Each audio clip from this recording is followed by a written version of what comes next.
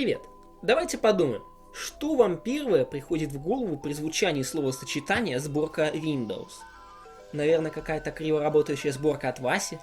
Или может аккуратно исправленная и дополненная сборка от Лёши? Вы когда-нибудь задумывались над тем, а какими были первые сборки на основе Windows?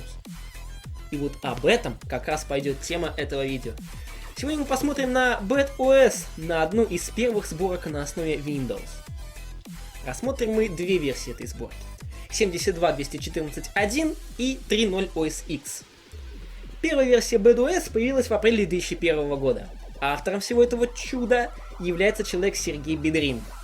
Данная сборка не имеет какого-либо загрузочного образа и устанавливается она как обычное приложение, через инсталлятор.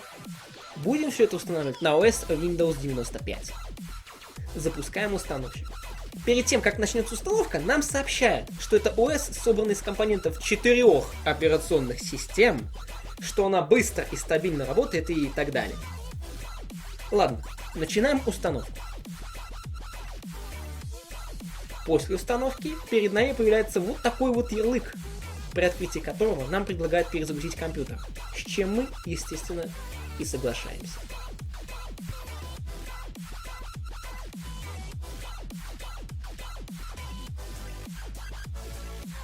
И после этого нас встречает загрузочный экран этой самой Bad OS. Но перед запуском нам сообщают, что это условно-бесплатная копия системы. И такого шага лично я не понимаю. Делать сборку на основе Windows 9X, потом выдвигать это за отдельный продукт и делать ее условно-бесплатной. После этого идет установка устройств. И что самое интересное, почти во всех местах слово Windows заменено на Bad OS. После всех настроек перед нами появляется готовая к работе OS. Сразу видно, над дизайном очень сильно старались. Прорабатывали каждый элемент и кнопку, меняя диалоги, тексты и прочее. Тут я даже спорить не буду, красавцы молодцы. На рабочем столе есть 4 папки: BadOS Registration, My Distributive, My Documents и My Programs. Последняя же выполняет роль папки Program Files. И вот реально, почти везде слово Windows заменено на Bad OS. Кто знает, не попахивает ли это нарушением авторского права. Также здесь переработано меню пуск. Мы можем сразу получить доступ к панели управления, принтерам, настройкам этого самого меню и, собственно, к программам. В отличие от оригинальной Windows, здесь мало каких-либо встроенных приложений. В качестве веб-браузера здесь установлен Internet Explorer 5. Некоторые стандартные программы заменены альтернативами. Например, Outlook Express заменен на The Bat, Windows Media Player заменен на Jet Audio и Jet Radio. Панель управления ничем не отличается, кроме измененных надписей и плашек. Также здесь установлен Xmouse, который упрощает работу с мышью. Это действительно переделка Windows 9X. Баг с Конконом это подтверждает. Ну а теперь мы переходим к следующей версии. Следующая версия уже не устанавливается как обычное приложение для Windows. Это все уже теперь устанавливается из-под MS-DOS. Здесь нам сообщает, что нас ждет в этой OS и предлагает нажать любую клавишу для начала копирования файлов. После копирования файлов нас ждет установка устройств. В принципе, все как обычно. Ну а после установки и настройки устройств мы слышим звук приветствия и видим рабочий стол.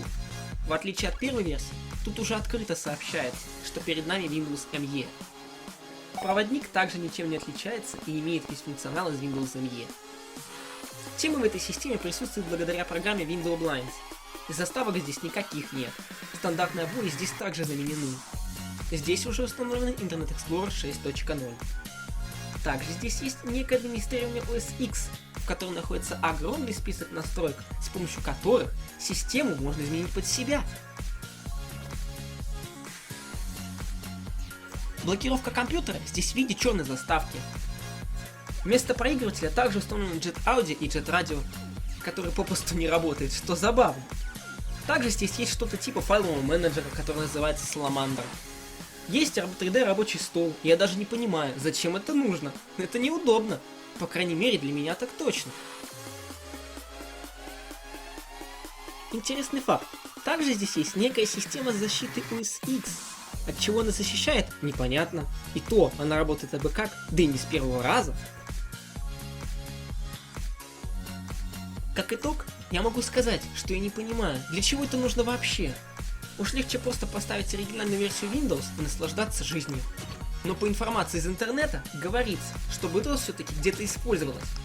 А использовалась она во всяких компьютерных клубах тех лет и при всяких антипиратских проверках не была опознана как Windows. Интересно узнать, а как они проверяли. Впрочем, это уже совсем другое. А на этом все. С вами был Даниэль, огромное спасибо за просмотр, подписывайтесь на мой канал, ставьте лайки и не пропускайте мои новые видео. До скорого, увидимся!